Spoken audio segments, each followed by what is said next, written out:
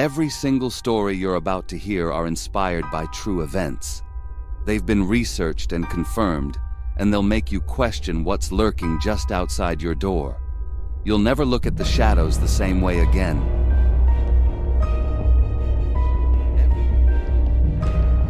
It was just a normal Halloween night, a little chilly.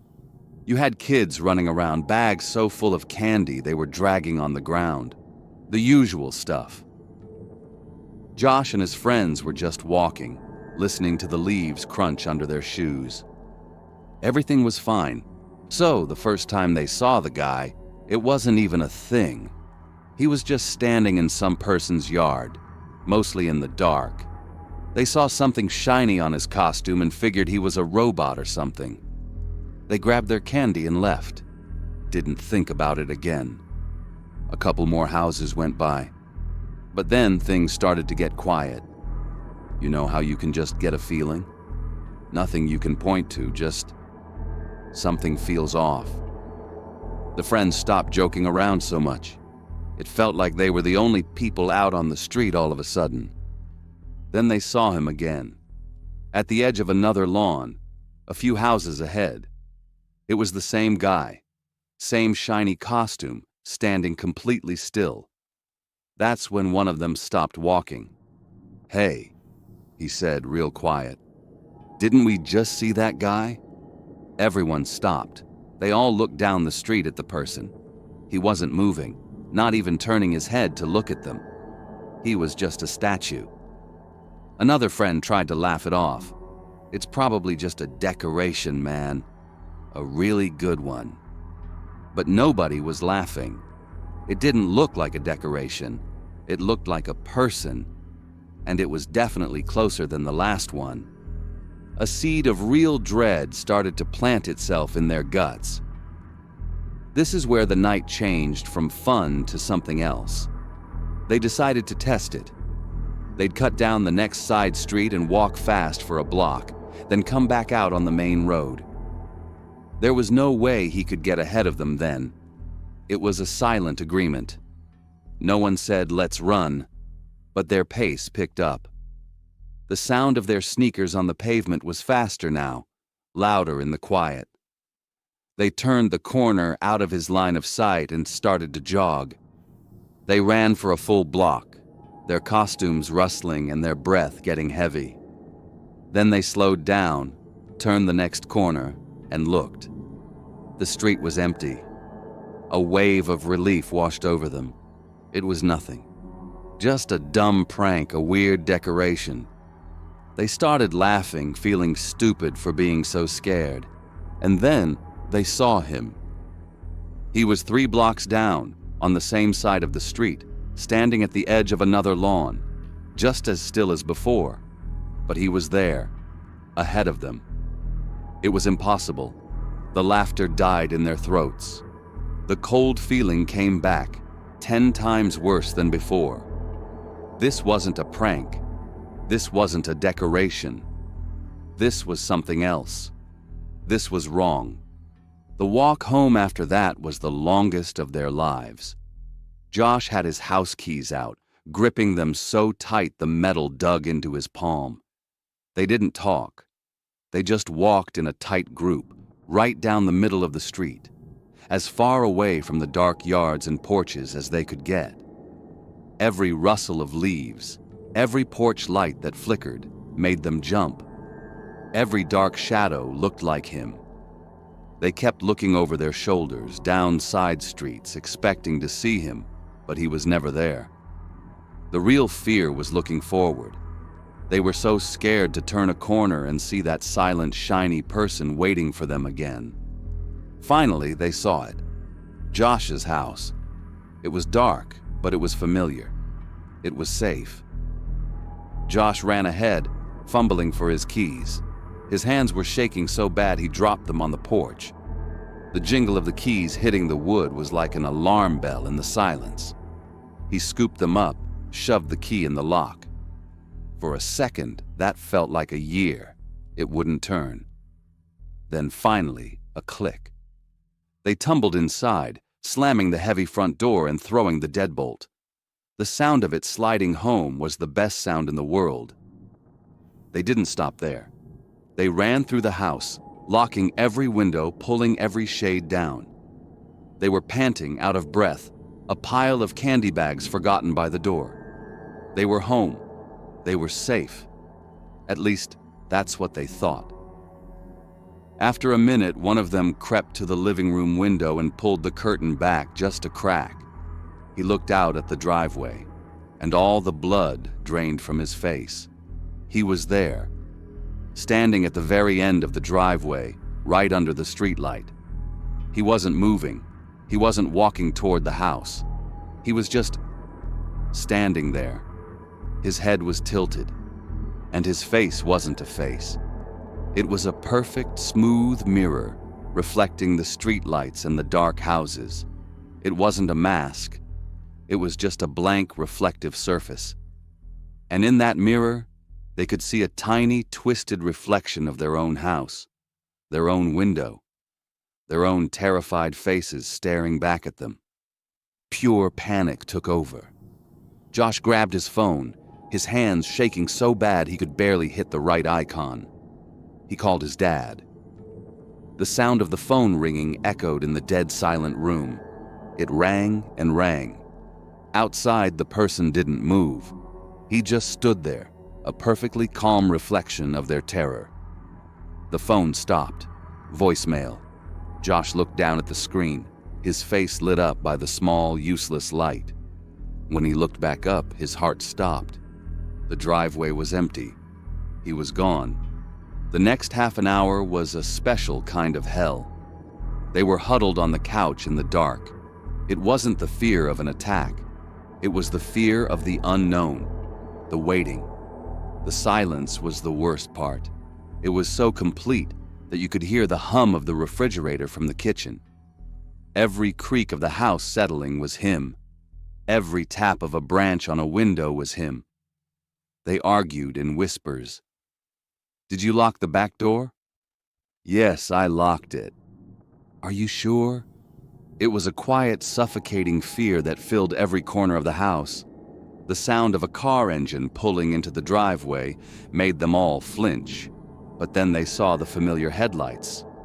Josh's parents were home. Normalcy came back the second the lights came on, and the door opened. They tried to explain what happened, but the words sounded crazy. "There was a guy, and he was following us, and his face was a mirror." It sounded like a story a little kid would make up. They were safe, but the feeling never left. Even now, years later, it's still there. The neighborhood never looked the same after that night. The dark between the houses, the shadows under the streetlights, they all felt different. You don't forget something like that. You just learn to live with the fact that some things don't have an explanation. And you never, ever look too closely at your own reflection in a dark window at night. On some streets, the loudest sound is the silence. It isn't just an absence of noise, but a heavy physical presence. A quiet that holds the memory of a sound that was stolen. On one such street in a blue-collar suburb, that silence began on Halloween night, 1993. Before the quiet came, there was noise. The night was a rich tapestry of excitement. The cool, crisp air carried the scents of wood smoke from distant fireplaces and the cloying, sugary sweetness of candy. The sounds of the neighborhood were full of life. The cheap, rustling plastic of a dozen different costumes, the happy crinkling of cellophane from candy bags, and the high-pitched squeals of children's laughter echoing under the orange glow of the streetlights. On one lawn, a party was in full swing. Parents stood with drinks in their hands, their voices full of easy conversation as their children ran in small, chaotic packs from one decorated house to the next. Among them was a boy with a small frame and a bright imagination. His costume was a simple white sheet with 2 holes cut out for eyes. He was a ghost, a common sight on a night like this. a detail so utterly mundane it was completely unremarkable. He had already made one trip around the block with a visiting friend, his plastic pumpkin now half full. He returned to the porch, bouncing on his feet with a sugary energy. He pointed down the street, toward a house that was always a little too dark, a place the neighborhood kids instinctively skipped. It was a weird home, the kind of place that rarely saw its neighbors. The boy's parents, lulled by the festive atmosphere and the illusion of safety, didn't think twice. They watched their small white ghost make his way down the drive for a second round. They smiled, then turned back to their friends, their laughter mixing with the cheerful sounds of the perfect autumn night. Minutes later, the spell was broken. A child's voice, not panicked or loud, but simple and matter-of-fact, sliced through the happy chaos. Brian never came back. The mother's world tilted. The pleasant buzz from her drink was gone, instantly replaced by a hollow, sickening feeling in her stomach. Her blood didn't run cold. It rushed, a frantic, icy current through her veins. She stared at the house on the corner. It was still dark, still silent, a black hole in a string of brightly lit porches. Then she began to run. Her own heartbeat was a frantic drum in her ears, drowning out the sounds of the party as it faded behind her. She didn't realize until she was halfway down the block that she had no shoes on, that the only thing she could feel was the hard, cold shock of the asphalt against the bare soles of her feet. The father, seeing the pure animal fear on her face, ran after her. His mind struggled to catch up with the sudden, violent shift in reality. The music, the shouting children, the distant sound of a car passing, all of it receded, leaving only the sound of their frantic, slapping footsteps on the pavement. They reached the door and pounded on it. The heavy thud seemed to make no sound at all, swallowed by the oppressive silence of the house. They screamed the boy's name, their voices raw and desperate, but the house offered no reply. The father twisted the doorknob, but it was locked tight. The silence felt like a physical weight, pressing down, making it hard to breathe. He suddenly broke away, sprinting back toward their own house, his legs moving on pure adrenaline. He threw open the door and fumbled in the dark for the phone on the small wall table. In 1993, there were no cell phones in every pocket. Help was not instant. His thumb shook as he punched the numbers into the keypad, his hands suddenly clammy with sweat. The phone rang, its tinny sound echoing in his own empty house, a strange and lonely noise under his wife's muffled shouts from down the street. A calm dispatcher's voice answered, but his mind was screaming, unable to form a coherent thought. All he could say was the address, over and over, his voice cracking. 10 minutes later, the police arrived. The flashing red and blue lights washed over the street in a silent, strobing panic. The officers used a battering ram. The sharp, splintering crack of the doorframe was the first sound the house had made all night, a violent answer to their desperate questions. Flashlight beams cut through the darkness inside, illuminating dancing dust motes and old furniture covered in sheets. There was the faint, musty smell of a home that had been closed up for a long time. But there was nothing else. No sign of a struggle, no dropped candy, no small white sheet on the floor.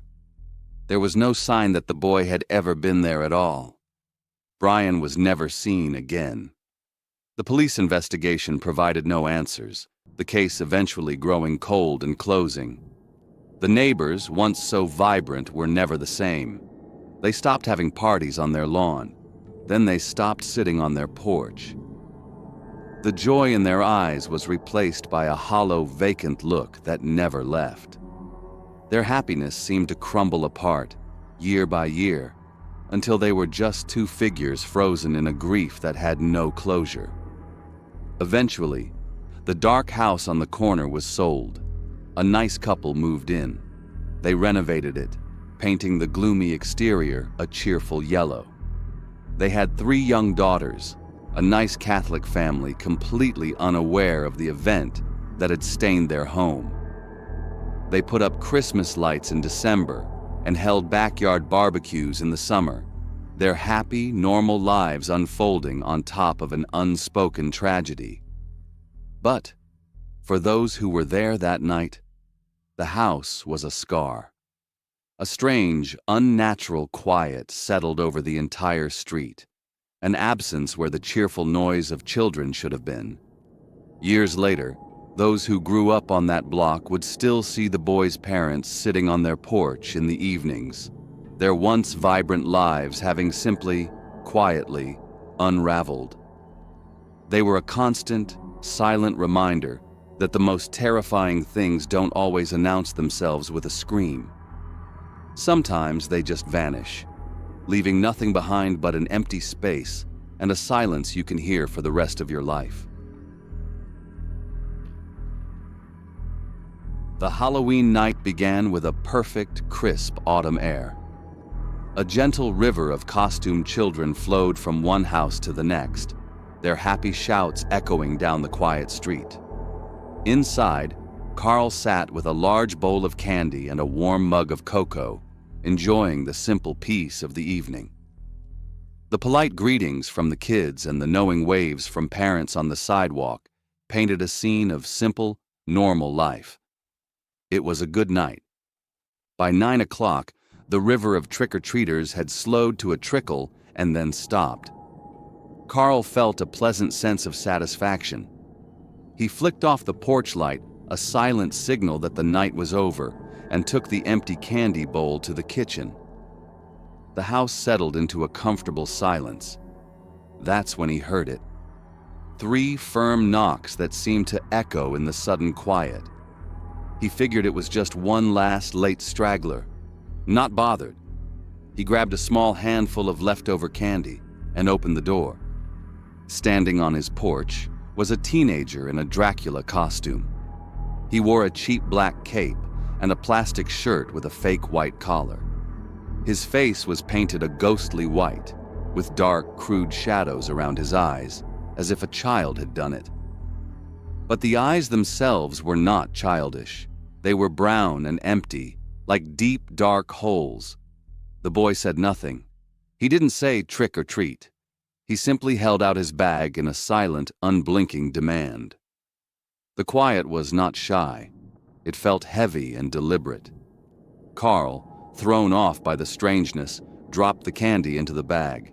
He mumbled, "Happy Halloween," and watched the boy turn and walk away without a word, melting into the darkness. Carl went back to the kitchen, happy to have a quiet moment. He poured a glass of wine and began to clean up the night's small mess. Just as he was starting to relax, another set of knocks hit the door. He knew with a sinking feeling in his stomach who it was. He opened it to find the same Dracula kid, his bag held out again. Okay, Carl said, trying to sound cheerful. "One more, then I'm all done for the night." The kid remained completely silent. Carl dropped a much larger handful of candy into the bag and watched him turn and walk away, his cape flapping behind him. 20 minutes passed. The house was locked. The last of the candy was put away, and a deep, comfortable silence had returned. Carl was on the couch, sipping his wine, finally at peace. Then he heard the third knock. He felt the blood drain from his face. It was past 10 now. No one should be out. He peered through the peephole, and his heart went cold. It was him. The same vampire kid, standing alone on the porch. Carl took a breath and opened the door, his voice firm but polite. "I'm sorry, no more candy. I'm all out." The boy just stared, his empty eyes holding Carl's for a long, unsettling moment. Then he lowered his bag, turned, and walked away into the night. The front door clicked shut. The solid thump of the deadbolt sliding into place brought a wave of relief. but it was tainted with a deep feeling of wrongness. He went to the kitchen and was stopped by the soft hiss of running water. He was almost certain he had turned the faucet off, but he dismissed it. As he turned the handle, a draft of cold autumn air whispered past his ear. He looked over and saw the back door was slightly ajar. A sudden shock, cold and sharp, ran through him. His skin went cold, and he could taste the metallic tang of fear in his mouth. He slammed the door shut and locked it, the sound of the bolt echoing in the quiet kitchen. The dread that had been slowly building now felt like a physical weight. He walked to his small safe and took out his handgun. The house was completely silent now, but it was a different kind of silence. It was heavy, watchful. He moved through the downstairs, his ears straining for any sound over the frantic, muffled thump of his own pulse. The air itself felt colder, clinging to his skin and raising the hair on his arms. He checked every window, his eyes searching the deep shadows of the yard. That's when he heard it. A single floorboard groaned upstairs. He froze, listening. Just the house settling, he told himself. But then another sound came. It was the distinct sound of slow, creaky steps, like someone was taking their time, wanting to be heard. Terror finally broke through his control. He yelled, his voice thin and shaky. "I've got a gun! Get out of my house!" The only answer was silence, a deep, oppressive quiet that seemed to swallow his words. Then a new sound. Thud, thud, thud. A basketball came bouncing slowly down the stairs and rolled to a stop right at his feet. In an instant, his fear was replaced by pure, hot anger. This was a prank. A stupid, cruel prank. "All right, you little motherfucker," he muttered.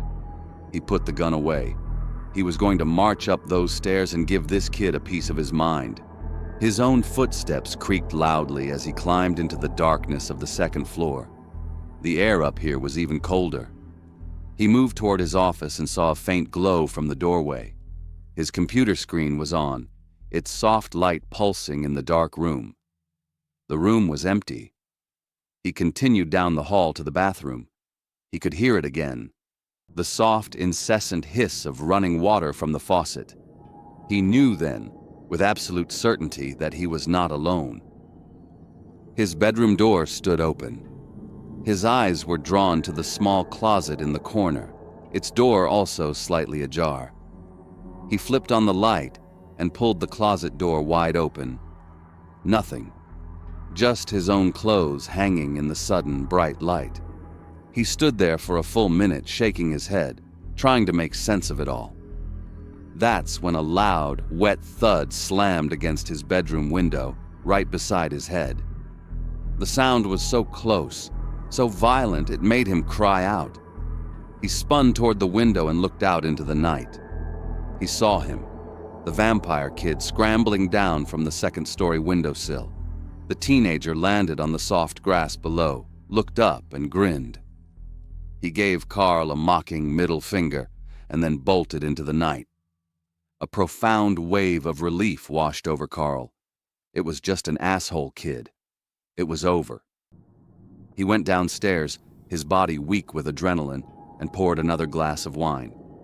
He sat down, his heart finally starting to slow. He looked toward the front door, the door he had locked and bolted himself. On the entryway floor was a single, fresh, muddy footprint. He followed it with his eyes to the door itself, which was now standing slightly ajar. And in that open doorway stood a second vampire kid. The kid saw him, his eyes wide, and then he turned and ran into the darkness, in the opposite direction from the first. Carl's wine glass slipped from his hand, the sound of it shattering lost in the sudden, roaring silence in his head. There were two of them, or maybe more. The rest of the night, he sat paralyzed by one single, repeating thought. Who was in his house, and who was coming back? He has never looked at his home the same way again. He has deadbolts now, and stronger windows and alarms. He spends his nights scrolling through security footage on his phone, watching the shadows. And every time the air conditioner kicks on or the water softener makes a sound in the night, he freezes, his heart pounding, absolutely convinced that someone is in his home.